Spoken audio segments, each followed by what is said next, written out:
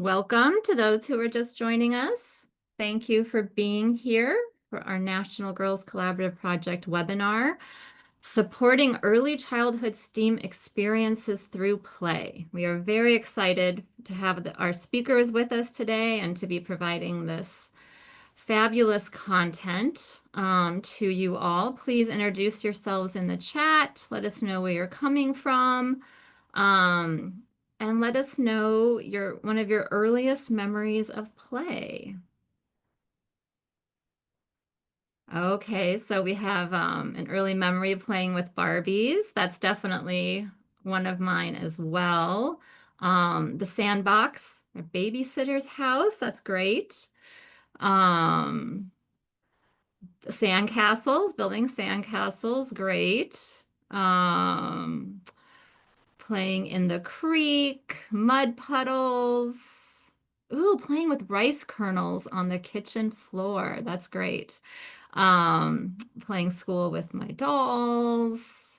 Yeah, these are great. Pots and spoons, banging on pots and spoons. Um, these are all just fantastic to see and hear, and they really align nicely with some of the content that we'll be hearing today. Using things that are all around us for play and Barbies and little people. Tupperwares. Yes, I remember being told when I had young kids that just bring out the Tupperware for your kids. Great. Well, please continue to introduce yourselves in the chat. Tell us about your experiences, your early experiences of play. And I'm going to get us started. And if you weren't here at the very beginning, I'll just repeat that we're recording the webinar. We're also sharing the slides afterwards. All right, so welcome to the NGCP webinar today, Supporting Early Childhood STEAM Experiences Through Play. I'm Brenda Britch, Director of Research and Evaluation at NGCP, and we're so happy to be here today talking about equitable approaches to early STEM learning with our fabulous speakers. We ask that you remain muted, but be as active as you would like in the chat. We encourage questions, comments, ideas, and we will have time after the presentation to take questions from the audience. Feel free to put your questions in the chat as we go, or wait till it's question time. In case this is your first time joining an NGCP webinar, I would like to tell you just a little bit about NGCP. The vision of the National Girls Collaborative Project is to support and create STEM experiences that are as diverse as the world we live in. We provide a variety of resources, including regular webinars on a range of topics like this one, a monthly e-newsletter, and on our website you can find exemplary practices, research, and statistics. And now I am thrilled to introduce our presenters for today. Dr. Amanda Strawhacker. Her work involves teaching, developing curriculum, and leading professional development for pre-K through 8th grade classrooms. She is the STEAM Curriculum Coordinator at the Sullivan and Dr. Day School of Greater Boston. And if you come to our NGCP webinars regularly, you may recognize our second speaker, Dr. Amanda Sullivan. She is part of our NGCP staff. She's a senior researcher here at NGCP, where she contributes to a variety of projects that connect research to practice, including managing our national webinars, supporting our ongoing research projects, and developing curriculum. And we are absolutely thrilled to have them both here today. They are close collaborators and they have some wonderful information and content to share with you today. So I will turn it over to the Amandas. Thank you so much, Brenda, for that wonderful introduction. Thank you so much to all of you for joining us, taking time out of your day to be here with us. We're really, really excited to be here talking about something that we're hoping will be fun, interactive, and playful for all of us in this hour together today. Before we jump in and share some ideas and resources from our new book, Playful STEAM Learning in the Early Years, we just want to take a quick moment to acknowledge the people and organizations who made this work possible. So thank you so much to everyone at Teachers College Press, the publishers of our book, and especially our editor, Sarah Jubar, who worked very closely with us on this text. We want to acknowledge Meredith Portsmore from the Center for Engineering Education Outreach at Tufts University. She wrote a fabulous foreword to this book, really setting the stage for the importance of this type of playful learning when it comes to engineering and all of STEM and STEAM. And we're putting in the chat links to these organizations if you'd like to learn more about any of them. We have to thank our longtime mentor, Marina Umashi Bears from the DevTech Research Group, who supported us in over a decade of research related to playful learning with young children around STEM, STEAM, engineering, and technology. And of course, once again, thank you to NGCP for hosting us today, and thank you to all of you for taking some time out. So we can go on to the next slide and we will get started with a little bit of interaction. I hope you didn't come to a webinar titled with the word play in it and weren't expecting to interact, chat, and share some of your ideas with all of us. So I thank you for sharing all of those early memories about play in the chat as we were getting started. It was actually so wonderful to hear all of the different memories that have stuck with you for so long. And I think really highlights the importance, the salience of the early experiences we have with play and how long they stick with us and we remember them. So before we get started sharing some research and background on play, we'd love you. I see some of you already getting out your phones to scan this QR code, or you can open a new tab on your computer and go to slido.com and enter 1692407 as your entry code, your access code, and then we will get started capturing some of your ideas about play. You already have such great memories and ideas about play, and hopefully we can come to a shared definition and understanding of play before we jump in. So you can go ahead and stop sharing the slide deck, Brenda, and I will pull up our Slido poll. Okay, can everyone see this all right?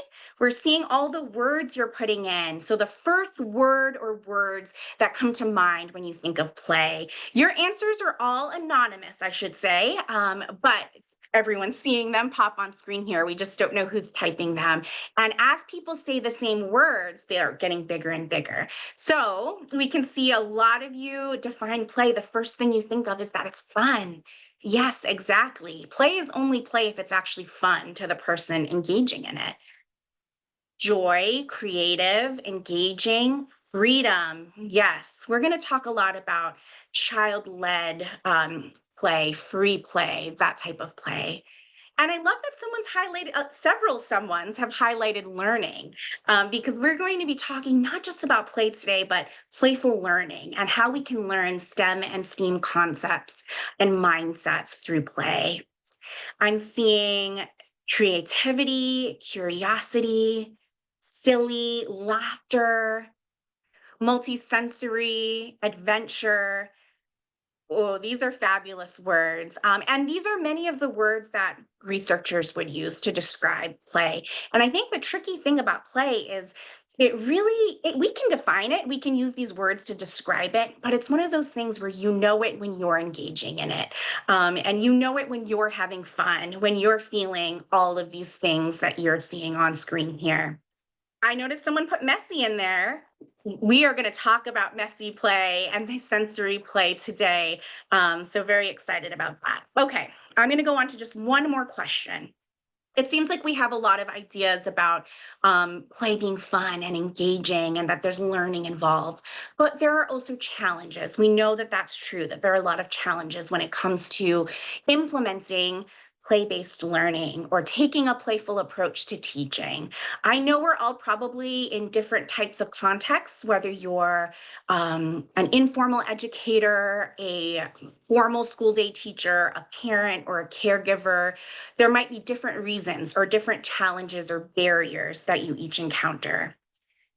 Yes, this is assessment. How do we know that kids are learning anything through the play? And how can we tie the play to assessment measures and curriculum and standards that are already in place? Time constraints, structure, the risky elements of it, distracting, lack of control, boundaries, too open ended. Yes. Everything that you're typing in here are exactly the things that we've encountered in our own settings, in research, conversations with educators, and in our own personal experiences. Um, so we're hoping that we can address some of these challenges as we're sharing resources and approaches today, but we're also hoping that this is the beginning of a longer conversation, and we'll be sharing our email address, our ways that you can stay in contact so that we can continue to have these conversations and support you in addressing these really important barriers and challenges that you're all listing here. So I really appreciate you participating, playing a little bit with us this afternoon. And I'll stop sharing my screen so that Brenda can pull the slides back up. And I'm thrilled to turn it over to Amanda Strawhacker to start sharing some of the research on play. Thank you, Amanda, and hello, everyone. I can already tell this is going to be a really good discussion. This is a fabulously engaged group to think about this. So we've gotten started already sort of batting around some ideas about play and playful learning. I'm now going to share just a couple serious words about play from the world of research. Amanda and I both love to start with this quote from child psychologist Dr. Rachel White. The drive to play is so intense that children will do so when they have no real toys, when parents do not actively encourage the behavior, and even in the middle of a war zone. So it's dramatic, but I think it really captures just how incredibly impactful and urgent the need to play is for children. And actually, we would argue for anyone of any age, for adults, really, if you look at the broader literature, for non-human primates, for really anything with a heartbeat in the natural world, play is how we learn and engage with the world. But for the purposes of this presentation, we are going to focus on human learning in the toddler to preschool, early toddler to preschool, and then all the way through early elementary age groups. So what does the research have to say about those ages and play? Let's look at the next slide. So we know from decades of research that play is critical for children's early cognitive development and learning. It's literally the foundation that helps build the structures in our brain, the physical neurons and synapses that help us remember and build ideas. I heard someone in the chat earlier use a fabulous quote that we love, that play really is the work of the child. And this is why they are doing the work of becoming lifelong learners. And speaking of lifelong, we also know that play leads to improved academic and social outcomes. And it does this by helping children build strategies and dispositions, mindsets, identities for lifelong learning. So they know that when they hit a challenge, when things become hard, play gives them a mindset, a switch to flip to say, well, what if I turn this into a game? What if I try to approach this in a different way? So if we go to the next slide, now we're going to focus a little bit on playful learning, specifically about STEAM. So we don't say STEM, particularly because Amanda and I just feel strongly that the A of arts matters in a lot of ways, and we're going to talk about why, although we do also just love STEM activities. So STEAM, if you haven't heard this word before, if you're like on the fence about using it, we think of it as integrating it interpretive, expressive, and humanistic perspectives into STEM activities. So often you'll hear, we're incorporating the fine arts, we're incorporating the performance arts. Those are really beautiful venues and platforms for STEM to flourish in a context from the arts. But we also think of it as the liberal arts, civics, the world of humans that uses and builds and improves on those solutions and artifacts that we created with our STEM technologies. We also love the arts for infusing a pedagogy for educators to sort of lean on if they're perhaps not as skilled or not as practiced in implementing STEM pedagogies. So STEAM offers flexibility and open-endedness inherent in arts pedagogies. And we also just know from a lot of research, and if this feels like you, then you're one of many. If it doesn't feel like you, that's okay. But a lot of early childhood educators they tend to be insecure about using their own STEM skills in a classroom setting. So for example, they know that there are a lot of specific words or skills or concepts that need to be taught. Maybe you feel like you need to master something before you introduce it, or you feel like there are just ways to teach things wrong, that you don't want to fall into a trap of setting your kids up for misconceptions. But when we look at arts pedagogies and arts classrooms, we don't see that same level of challenge. We see a lot more confidence and more comfort, even though arts are just as rigorous disciplines. We just see that teachers are able to leverage personal background and personal experiences that make the STEM feel more accessible to them. And that's another reason that we love to infuse the A into STEAM education when we're working with STEM pedagogies. So for now, I'm actually going to pass it back to Amanda to talk about the most important education piece, how this is really a lifelong learning experience.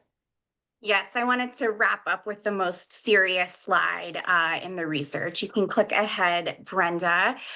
So Amanda talked about the power of STEAM. She talked about the power of play. And when you combine those two and you think about the power of STEAM play, we are practicing those life skills that we all need as adults, especially if we want to avoid some tricky, sticky mishaps like you see in this picture here. I'm not sure if any of you have seen this meme going around, but it definitely made Amanda and I laugh. But we also thought it's funny, but it is also a playful model of what we mean about why this early type of play is so important and how you're learning these foundational STEM skills that will help us all throughout our experiences. So you can move on to the next slide, Brenda. So we're here just honored to be hosted by the National Girls Collaborative Project. And if you're wondering a little bit about how all of this fits in with NGCP's mission, and maybe many of your missions, if you're working with girl serving organizations that are part of NGCP's, typical webinar audience, we wanted to just take a moment to talk about how all of this work intersects and overlaps with that, with the mission and mindset of NGCP's work.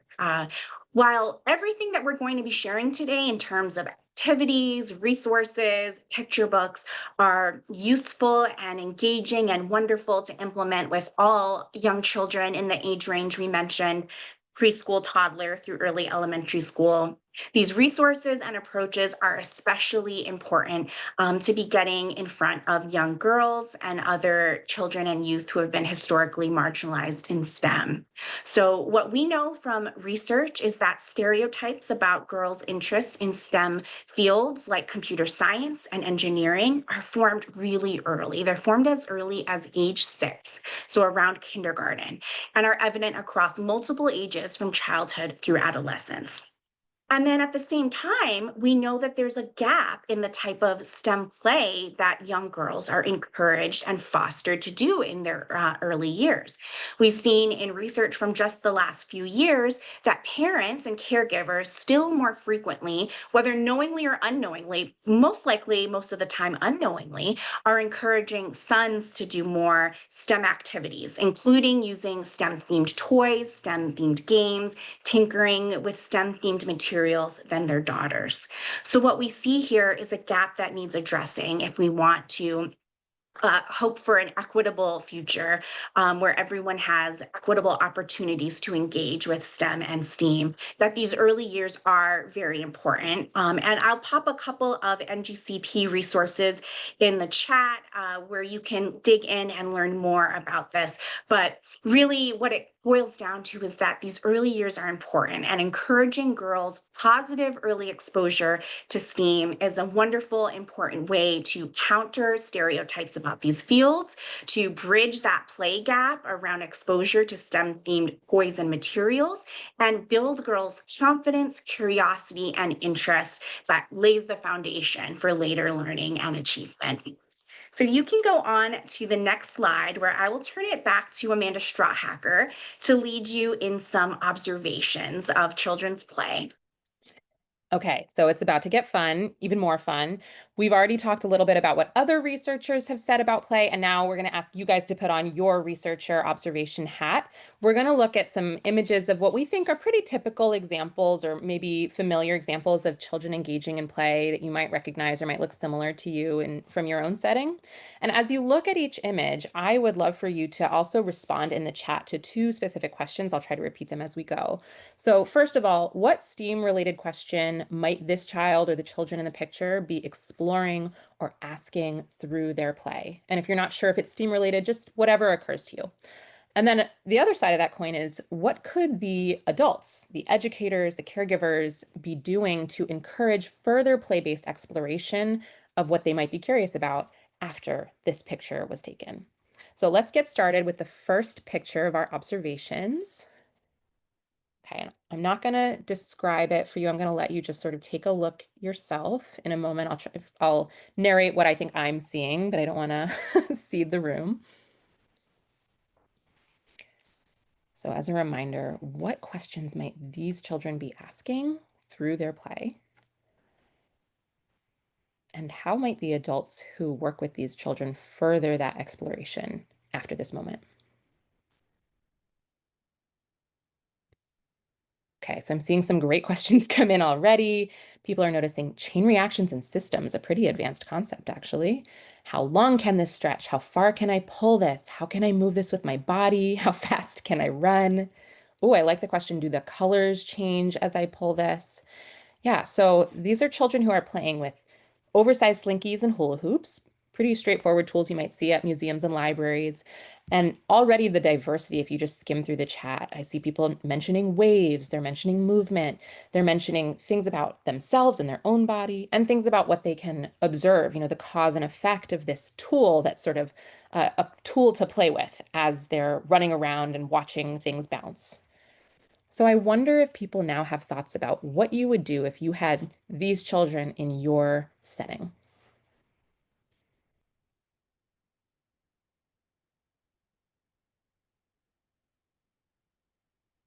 You didn't think we were going to lesson plan today, but here we are.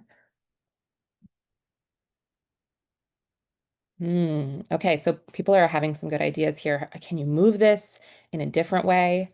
Oh, I love these questions. What did you notice? Noticing and wondering questions are beautiful places for any kind of play observation to start.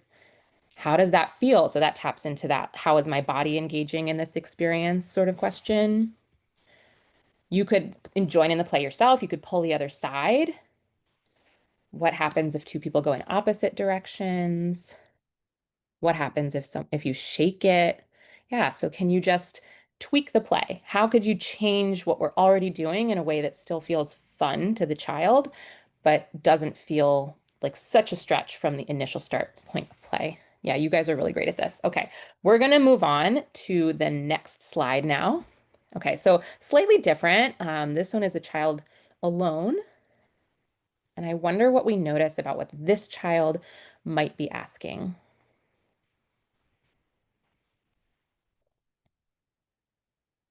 Okay, so how does water move? What does this feel like? This reminds me of a lot of the early memories of play that people have already mentioned, playing outside, playing in the rain. Why is it wet? What happens if I slap it? Why does the water stick to the bench? Is it cold? Will my hand get wet? Um, these are great. Okay, so we can see a lot of sensory play is what I would term this. We can see a lot of experiencing the water, trying to move it perhaps.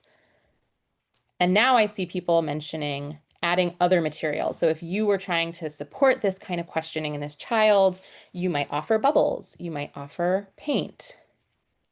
Does anyone have other ideas of what you might do with a child who is so curious about this? Yeah, surface tension. With older kids, you can really get into pretty advanced concepts of fluid dynamics. You can put other substances, you can add eyedroppers, sponges, you can try other surfaces. Beautiful. So once again, the theme is take the play, tweak it a bit, keep it playful. Wonderful. Okay, so you guys can continue dreaming about water play. We're going to now switch to the third and final observation piece. So someone said bring it indoors about the last one. We are actually going to be indoors now. So what could be going on in this play scene? We see a girl, she's holding two toys.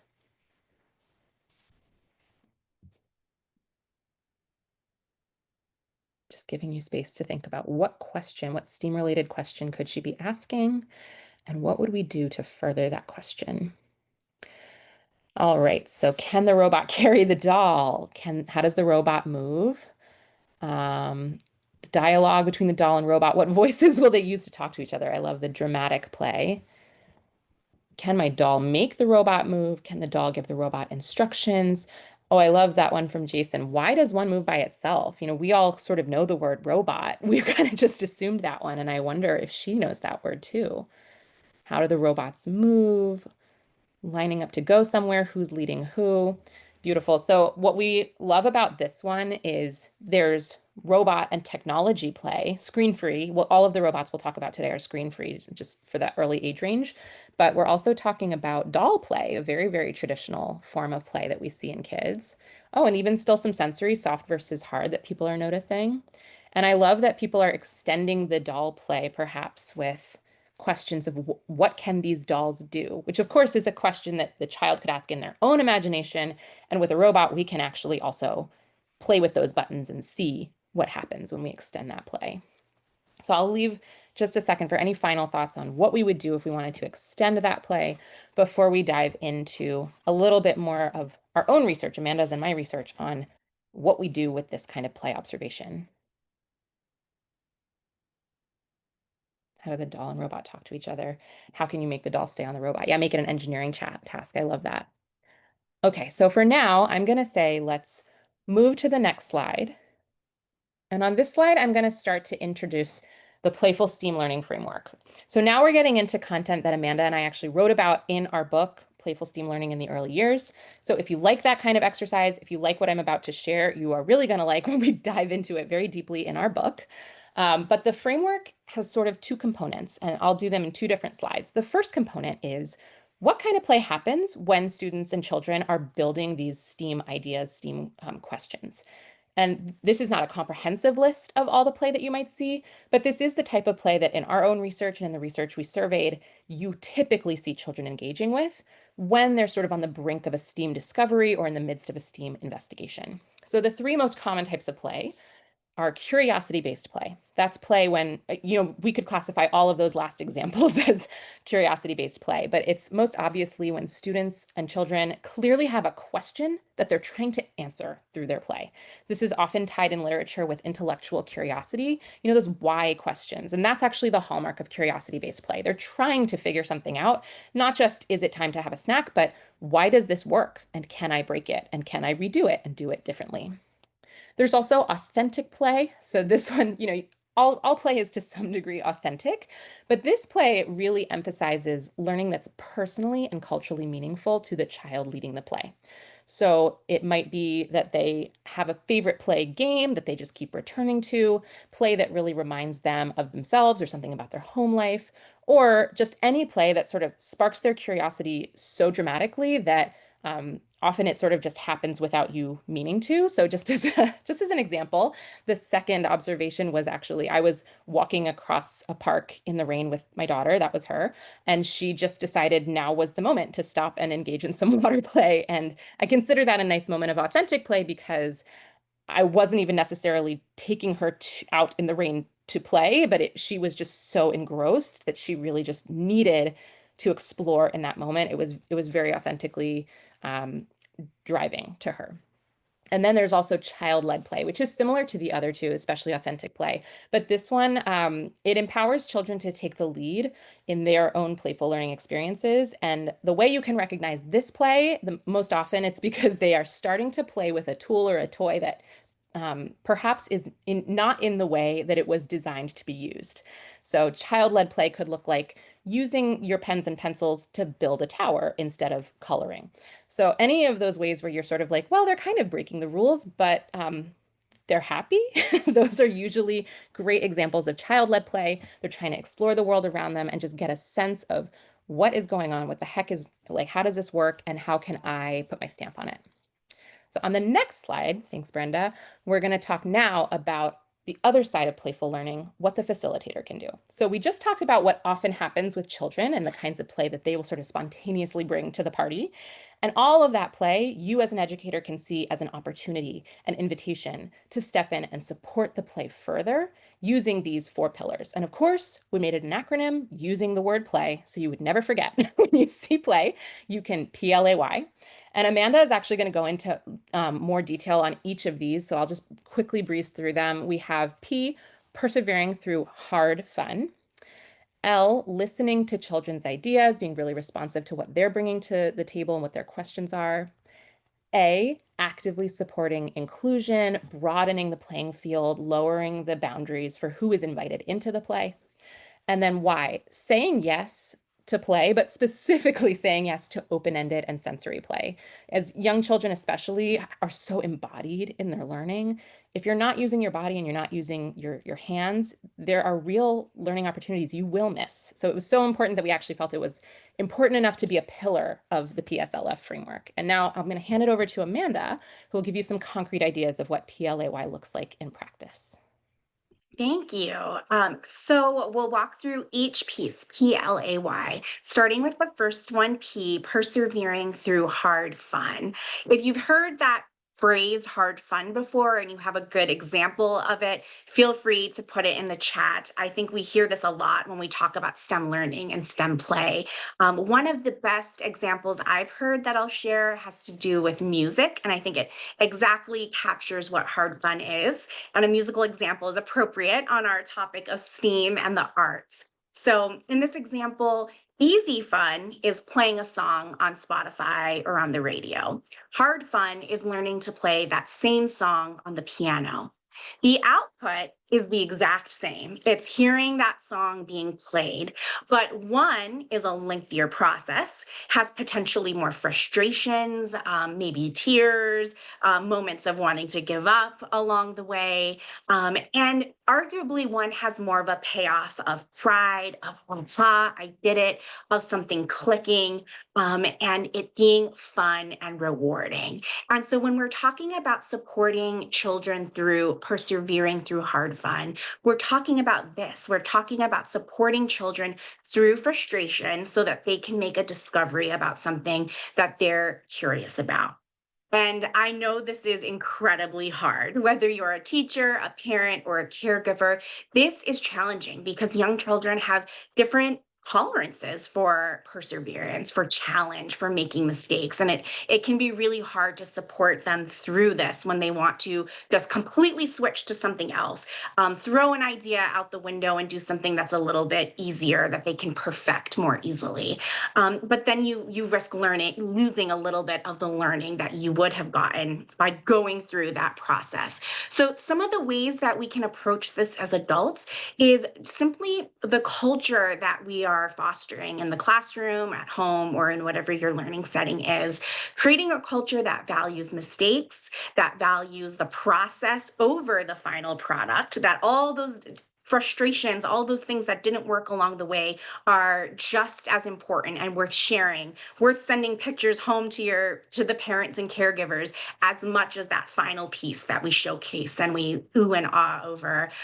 We can do this with design journals that kids keep track of each iteration, fostering a growth mindset, and just modeling our own making mistakes, how we persevere through frustrations or not knowing the answer to a question or not being able to just get it right away. Okay, you can go on to the next slide. The L of PLAY is about listening to children's ideas. And I think Amanda already shared some wonderful examples of this just in those play observations and giving an overview of the framework. But putting this in practice, it's all about valuing curiosity, really honoring those questions that children have. There's a lot of research that shows that once kids start kindergarten, their formal schooling years, the number of questions they ask just goes down. It's a steep decline. And I'm talking about those questions Amanda mentioned earlier, those why, Wow.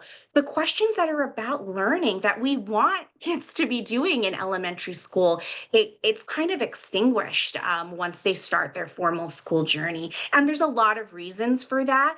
And one of them is logistics and time and constraints. And a practice that has worked for many educators that we know is creating like a question wall so that when those questions come up, we are valuing it, we are listening to it, we are celebrating it, even if we can't address it right now. We will put the question up and leave it up. And when we can then take suggestions or provide materials or a book or a way to answer that question, we can refer back to it and go back to it there. When we enter a curricular unit that ties into a question that children have asked, we can recognize that, we can make that connection explicitly to them. Oh, this was something you were really curious about. Now we're going to be diving into it with this project. And so really valuing their ideas, taking their suggestions for projects, centers, explorations, providing opportunities for project-based learning, where they can really explore those questions, those ideas that they're very genuinely curious about. We can go on to the next slide. The A of PLAY is about actively supporting inclusion. So this is the piece that's about ensuring that children have voice and choice, and that we're making the play invitations, the STEM learning, inviting and welcoming to broader range of students, to all of the students and children that we're working with, and understanding that that means that all of the kids and students aren't going to engage with something the same way. We don't do that as adults either. And so it's about thinking about where you can meet children's individual needs as much as possible. That could be as simple as providing different types of tools to meet their needs to do the same exploration or the same experiment. It could be providing texts in different languages. It could be simple changes like that, or it could be thinking about really connecting to kids' cultural, personal interests and backgrounds. And we can share some examples during the Q&A if you're curious about how we did that, how we can welcome in parents, caregivers, and extended family to really get at that culturally authentic STEAM piece. And music and the arts and tying that into STEM is such a powerful way to do that and to make those connections and make those wider connections that become relevant and interesting, not just to the individual child, but then their family and their wider circles. Okay, you can move on to the next slide.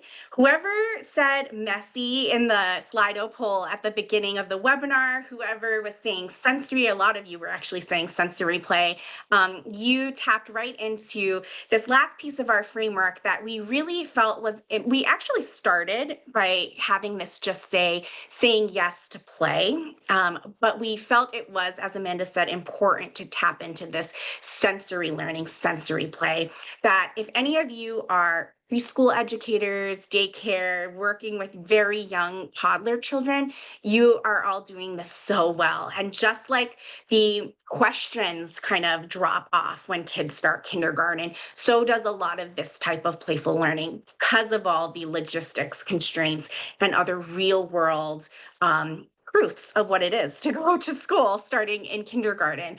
But if you are someone that kind of shudders at the mess and the logistics and wonders if it's just entertaining but not actually learning, we want to just emphasize that for this age range and really throughout our lives, but particularly with young children through elementary school, if we want them to be making deep connections around STEM learning beyond abstract concepts or memorization, and we really want learning that's truly embodied, this is where sensory play comes into mind. Because when children are squishing something, touching something, smelling something, using their senses, they're collecting data and they are embodying STEM concepts that are foundational, whether it's about cause and effect, volume, texture, foundational engineering questions. They're asking their why questions, and they're really leading the play.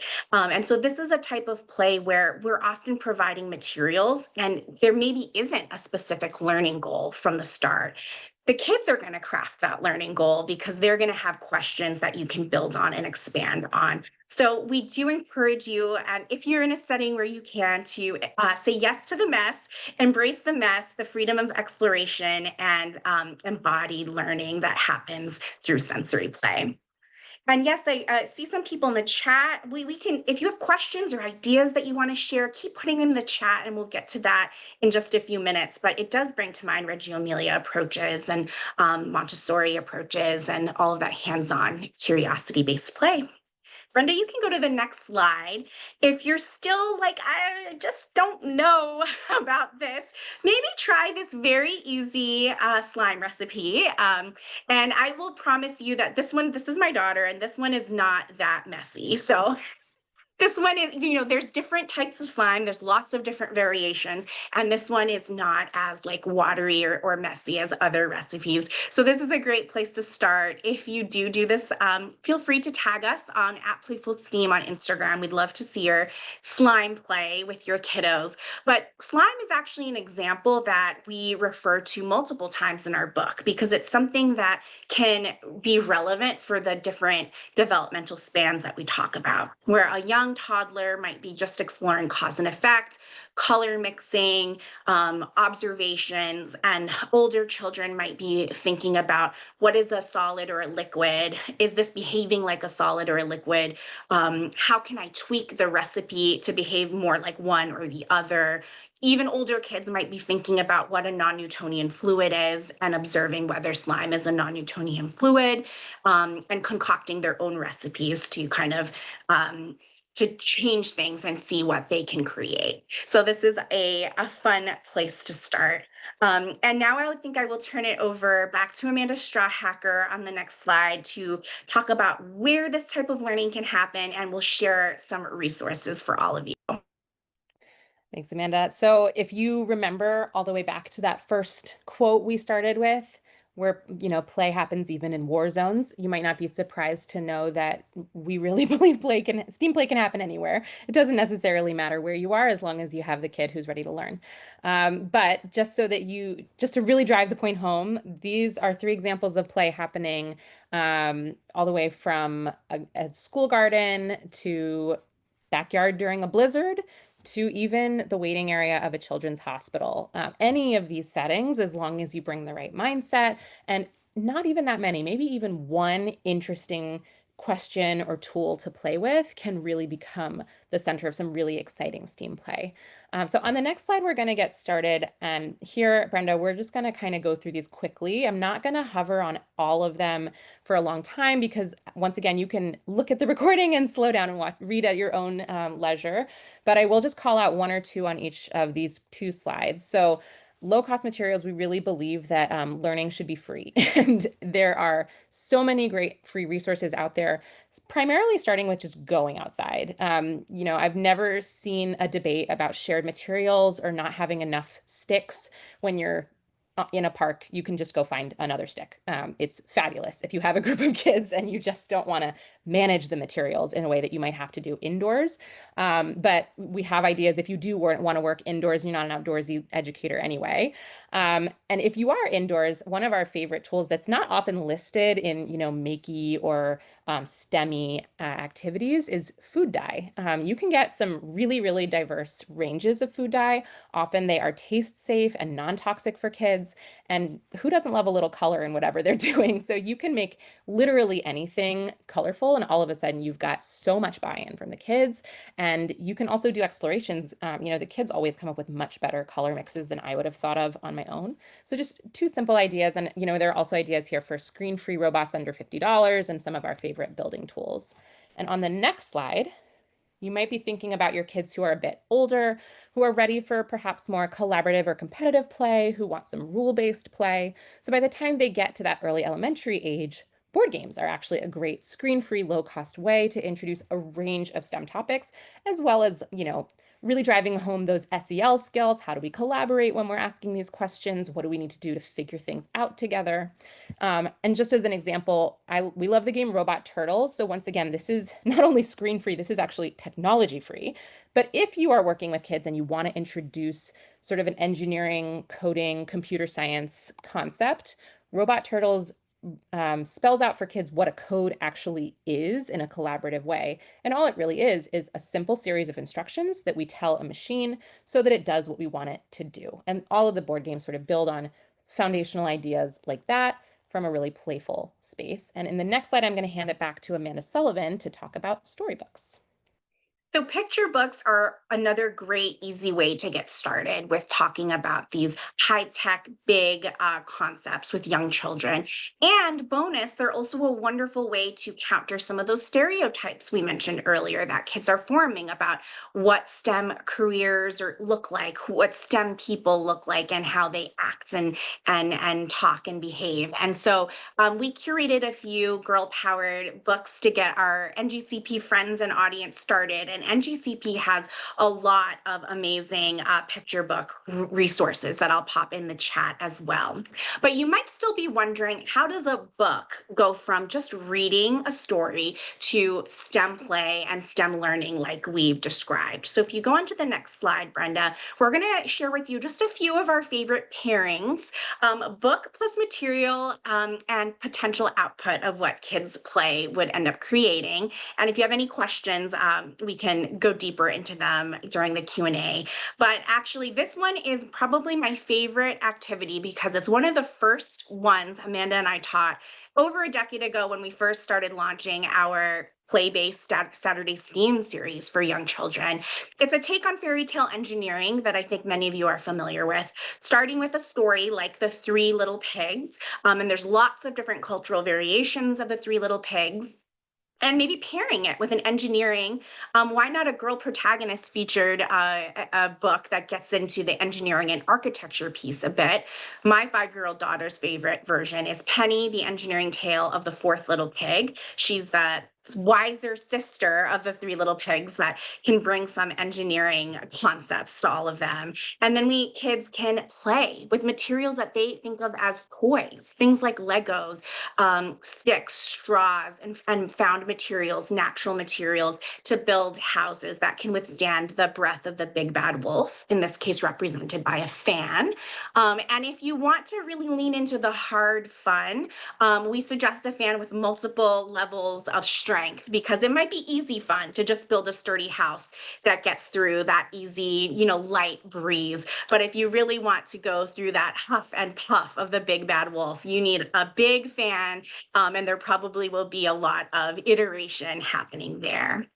And then on the next slide, another pairing that we love, if you want to go, if that feels a little structured and curricular, and in your setting, it's more about open-ended play and entertainment, think of a book like Box of Text or Not a Box, which really celebrates children's creativity and imagination when they're presented with something so simple as a recyclable cardboard box. Pair that with any safe maker tools. Pictured here is the Make Do kit, but you could pre-cut cardboard into different sizes for kids you don't want to have with cutting tools, and just provide tape. You could have glue, child-safe scissors, and then you can either have some kind of prompt, which Box of Text, if you did want something structured at the back of the book, it's a fabulous book. And at the back of the book, it has building instructions for different structures. You could do something like that, or just let the kids' imagination and play define what they create and lead the way. I'll pass it over to you, Amanda, to share our last book pairing. Okay, so for our last playful addition sentence, this one is maybe if you're thinking of older kids, first of all, just I know that we often forget, but picture books are fun for everyone. So lean into those picture books. They have some fabulous ones for older students, more advanced readers, and you might get into topics that are, for example, more historically accurate or more biological. And you could also root your exploration in things like, for example, in this Dreaming Up book, there's a lot of representation of how children can model real, for example, architectural features that they could notice in their own neighborhood. Maybe they have a favorite area of their playground or city park or a bridge nearby. So in this example, we've offered students a lot of build materials that are traditional, as well as perhaps one riskier tool like a hot glue gun with a heat safe maximum. And we see that children not only are able to build bridges that sort of look the way a bridge should look, but they immediately start to challenge the weight of it. And inspired by, for example, this 21 elephant story of the Brooklyn Bridge and how they did a parade of elephants to prove how strong it was. Kids are so excited to prove how sturdy their bridges are, and that becomes its own, self-rewarding engineering design playful challenge. And on the next slide, if you're just really seeking even more, we really encourage you to follow Playful STEAM on Instagram. So this is an account started by Amanda that we both now use to sort of share a lot of examples from our own home life and our own professional settings, from very, very simple, straightforward invitations like using a colander and some pipe cleaners with a 1-year-old, to dry ice and really daring explorations. And what we try to do on this platform is to always share how easy it is, how simple it is to get started, but also what is the science question? What is the science behind why it works? Or mathematical or engineering question? What is the STEAM connection that you can then use to sort of observe more closely as children are playing? And on the next slide, so we also wanted to leave you with some resources for yourself. So we have a lot of resources if you're just trying to get ready for the summer with kids you work with or think about next year. But if you yourself have some time and you're looking to build your own research background on this topic, we have some books for you. We did list our own primarily because we have a discount code here for you, and we do have a giveaway coming up on the next slide. So stay tuned for that. And if you're watching this recording later, the giveaway is still going throughout most of June. So definitely stay tuned for that. We also have some of the books that have informed our own research on this subject. NGCP has some fabulous websites and resources for you that you can skim through and sort of get a broader sense of what's going on in this field of STEAM education. And we also provided you some of our favorite lesson plans and ready-made curricula for you to just get a sense of how, for example, in the technology world, we're exploring STEAM-based education with kids. Okay, so one more slide. And now I'll hand it to Yeah, Amanda. so yeah, thank you. So this is just that code that we mentioned. If you're interested in getting your own copy of Playful STEAM Learning directly from Teachers College Press, please use the code Playful15 if you'd like 15% off your order. But free is always better. So if you go on to the next slide, we want to share that information about the giveaway we're doing. You can either scan this QR code with your phone, use the link that I just put in the chat, and later this month we will be choosing 2 winners to get their own copy of Playful STEAM. We'll notify you via email and announce it on Instagram. And if you'd like to keep in touch with us, here are our emails. You can reach us together. We are referred to as the Amandas by most of the kids and parents we've ever worked with. So you can refer to us that way as well. And you can contact us at theamandasconsulting@gmail.com. But now we're just really, you shared so many amazing ideas and in the chat throughout this whole presentation. You've been such an incredible interactive group, and we would love to just, it seems like we have like 7 or so minutes if anyone has questions or read their own resources or ideas that they want to share.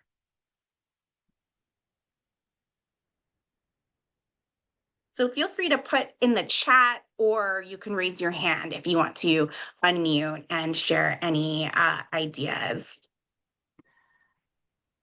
Oh, there's a question about evaluation. And we actually do have a lot on evaluation in our book. Amanda, do you want to take that and talk about how you Yeah. might do that in your school setting?